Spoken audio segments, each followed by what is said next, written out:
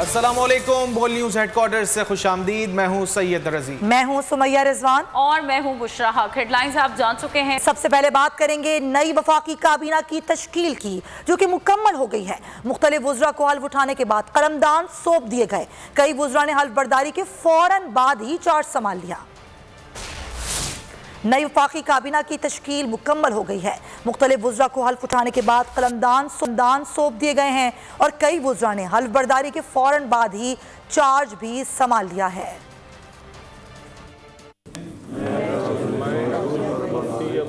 सिद्ध के दिल से हल्फ उठाता हूँ। तेज वजीर आजम की काबीना भी तेज। वुज़रा ने हल्फ बर्दारी के फौरी बाद चार्ज संभालना शुरू कर दिया। नई मुश्तरका हुकूमत की मुश्तरका काबीना की तश्कील मुकम्मल होते ही कई वुज़रा को कलमदान तफवीज कर दिए गए। वफाकी काबीना में मुस्लिम लीग नून के रहनुमा राना सनाउल्लाह को वजारत दाखिला का कलमदान सौंपा गया है। साबिक वजीर खजाना मिफ्ता इस्माइल के कंधों पर एक बार फिर वजारत खजाना की भारी जिम्मेदारी आयद कर दी गई, जबकि मरियम औरंगजेब को इत्तलात की वजारत दी गई है। इसके अलावा एहसन इकबाल को वजारत मनसूबाबंदी, सेनेटर आजम नज़ीर को वजारत कानून, शाहजैन भुगटी को वजारत इंसदाद मंशियात, JUI के मुफ्ती अब्दुल शकूर को वजारत मजहबी उमूर, तलहा महमूद को वजारत सैफरान और मौलाना असद महमूद को वजारत मवासलात का कलमदान सौंपा गया है। मुस्लिम लीग काफ के तारिक बशीर चीमा को वफाकी वजीर बराए फूड सिक्योरिटी और MQM के अमीनुल हक को वफाकी वजीर ITO टेली कम्युनिकेशन की वजारत दी गई है। मरियम औरंगजेब, मिफ्ता इस्माइल, शाहजैन भुगटी और मुफ्ती असद महमूद समेत मुख्तलिफ वुज़रा ने फौरी तौर पर जिम्मेदारियाँ संभाल ली हैं। इम्पोर्टेड हुकूमत सिर्फ 3 वोटों पर खड़ी है। आज अख्तर मेंगल की काबीना में शमूलियत ना होने के बाद अगर वो एतमाद का वोट नहीं देते तो प्राइम मिनिस्टर की हुकूमत फारिग हो जाती। फवाद चौधरी ने ट्वीट में तनकीद करते हुए कहा कि आइन के मुताबिक सदर मुमलिकत किसी वक्त भी इस नाम नेहाद हुकूमत को एतमाद के वोट का कह सकते हैं। चूचू का मुरब्बा काबीना का नाम पढ़े लगता है सेंट्रल जेल का हाजिरी रजिस्टर है। अली जैदी ने भी तनकीदी ट्वीट कर डाला, लिखा मुस्लिम लीग नून के काबीना में 100% अरकान जमानत पर हैं। शाजिया मरी पर जाली डिग्री का केस है, कादिर पटेल पर बॉक्स एराजी का केस है और खुर्शीद शाह और राजा परवेज अशरफ भी जमानत पर ही हैं। हिना रब्बानी पर बिजली चोरी का केस। पुराने पाकिस्तान में खुशामदीद। वाज़ेह हो चुका, एक साजिश के तहत इस हुकूमत को हम पर मुसल्लत किया गया। इक़्तिदार की हवस में इन्होंने पाकिस्तान की मईशत को मुतासिर कर दिया। रहनुमा PTI हमाद अजहर कहते हैं, जोर ज़बरदस्ती गुलू भट्टों को ऐवानों में घुसाकर तमाशा लगाया गया। अब असम्बलियाँ बेमायनी हो चुकी, आवाम सड़कों पर निकल आए हैं। वो वक्त दूर नहीं जब ये इंतखाबात कराने के लिए मजबूर होंगे। जो मौजूदा लोग इस वक्त इक़्तिदार के ऐवानों में बैठे हैं, वाज़ेह हो चुका है कि उनको अवाम की हमायत हासिल नहीं है। जिसको अवाम की हमायत हासिल है उसको साजिश के ज़रिए निकाल दिया गया, और जिनको अवाम की हमायत हासिल नहीं है उनको इस मुल्क के ऊपर मुसल्लत कर दिया गया।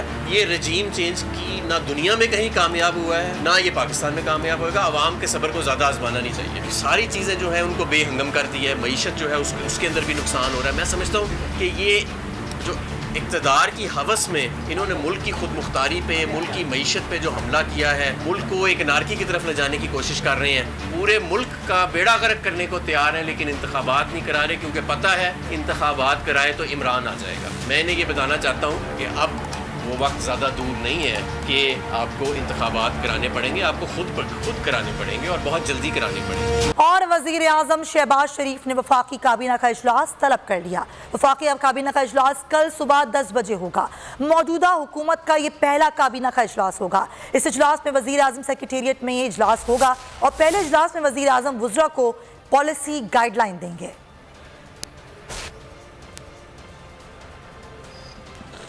शहबाज शरीफ की टीम सामने आ गई। बिलावल भुट्टो हल्फ उठाने वाली इब्तदाई वफाकी काबीना का हिस्सा नहीं है। बिलावल भुट्टो की काबीना में शमूलियत पर पीपल्स पार्टी में अब भी इख्तलाफात बरकरार हैं।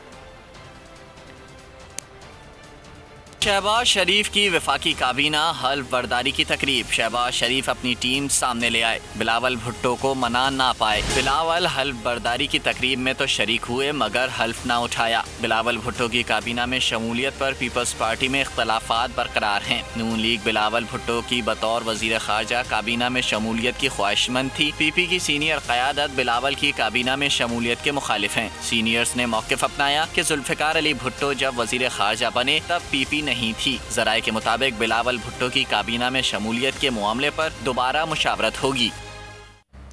जहांगीर तरीन ग्रुप के अहम तरीन रुकन ओन चौधरी को वजीर आजम का मुशीर मुकर्रर कर दिया गया। ओन चौधरी की बतौर मुशीर तकर्रुरी का नोटिफिकेशन भी जारी कर दिया गया। ओन चौधरी का शुमार चेयरमैन पीटीआई इमरान खान के करीबी साथियों में होता था। सितंबर 2019 में पैदा होने वाले इख्तिलाफात करीबी दोस्त से दूरियों का सबब बने।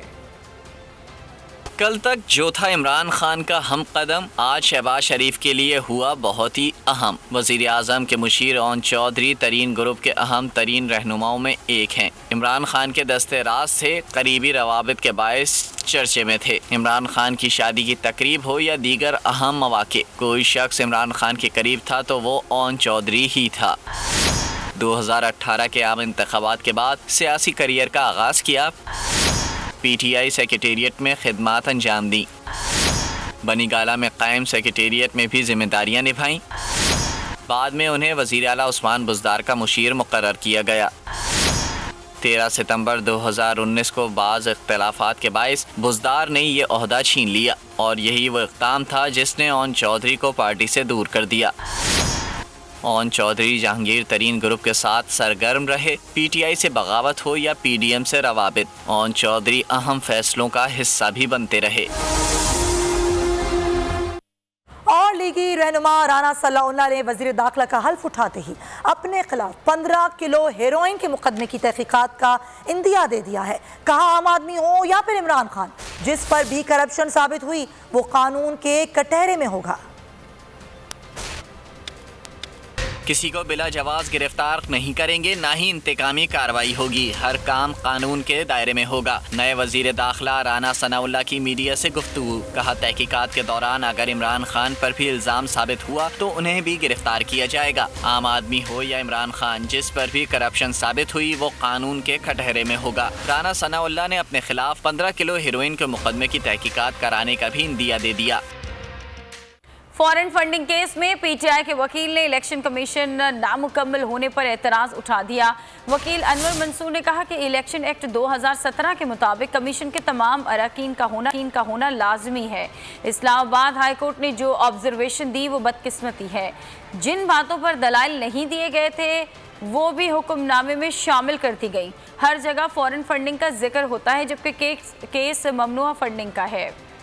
इलेक्शन कमीशन मुकम्मल नहीं। इलेक्शन एक्ट 2017 के मुताबिक तमाम अरकान का होना लाजमी है। पीटीआई के वकील ने इलेक्शन कमीशन नामुकम्मल होने पर एतराज़ उठा दिया। ECP PTI foreign funding case की समाअत हुई। पीटीआई के वकील ने दलाइल दिए कि जो इस्लामाबाद हाई कोर्ट ने ऑब्जर्वेशन दी वो बदकिस्मती है। जिन बातों पर दलाइल दिए गए थे वो भी हुक्मनामे में शामिल कर दी गई। वकील अनवर मंसूर ने कहा सियासी जमातों को ऑर्डर के तहत गैर मुल्की कंपनियों से फंडिंग की इजाज़त है। हर जगह फॉरेन फंडिंग का जिक्र होता है जबकि केस ममनुआ फंडिंग का है। ममनुआ फंडिंग मुल्क के अंदर से भी हो सकती है। उन्होंने कहा कि ये केस माली साल 2009 से 2013 का है। स्क्रूटनी कमेटी के TORs गैर मुल्की फंडिंग तक महदूद थे। कमेटी सिर्फ इल्ज़ामात की रोशनी में फॉरेन फंडिंग की तहकीकात कर सकती थी। इलेक्शन कमीशन ने वकील के एतराज़ात पर समाअत आइंदा हफ्ते तक मुलतवी कर दी। इस्लामाबाद हाई कोर्ट ने ECP को 30 दिन में फॉरेन फंडिंग केस के फैसले की हिदायत की है। इल्ज़ाम साबित हुआ तो उसका असर जमात और चेयरमैन दोनों पर होगा। सब्सक्राइब करें और बेल दबाएं ताकि कोई खबर रह न जाए।